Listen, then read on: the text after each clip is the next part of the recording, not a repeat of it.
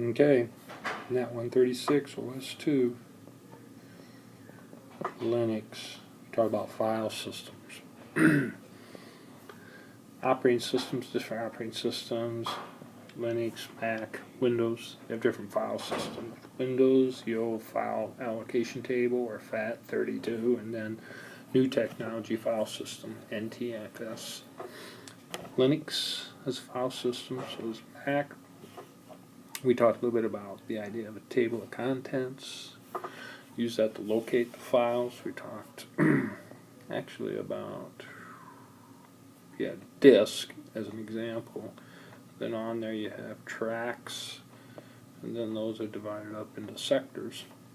You have a track, a sector, and then you can locate or keep track of by numbers where those files are. Alright. We did the Crontab. E to edit, L to list, and you can list the minute, the hour, day of the month, month of the year, day of the week, and we use that to perform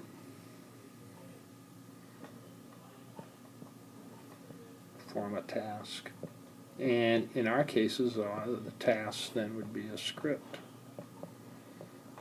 And so this can have a whole list, with different times and so forth, in order to perform some script.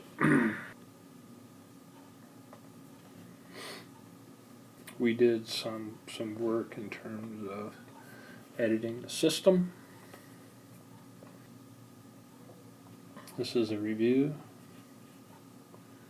You can have a Crontab per user. And we talked about when it executes. And then we started talking about RSA, public and private keys. You can have, you can use a public key to encrypt, then only the private key pair. Only the private key can unencrypt the material. Or if you use the private key to encrypt, only the public key to unencrypt it. And we also talked about pre-shared keys, where you have the same key on both ends, and then you can encrypt the data in between and decrypt it.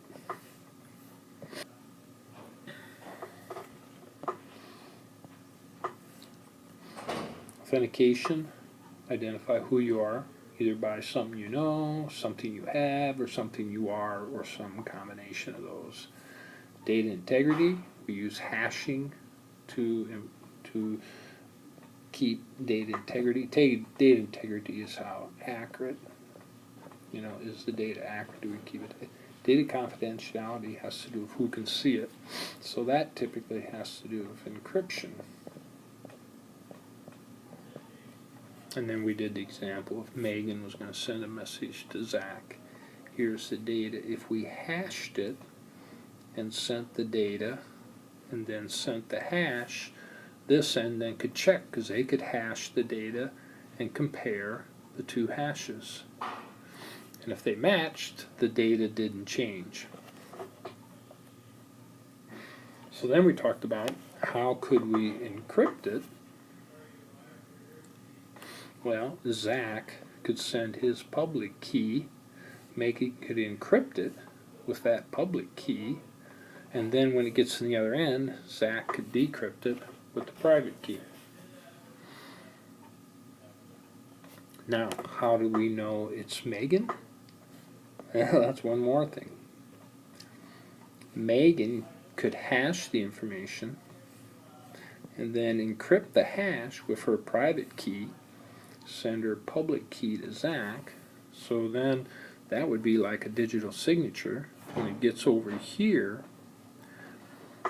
only Megan could have encrypted it with this private key. Zach could use this public key to decrypt it, and then he could take the message and hash it, and then compare the two, and if they match, it's just like a digital signature. Had to be Megan. That's it.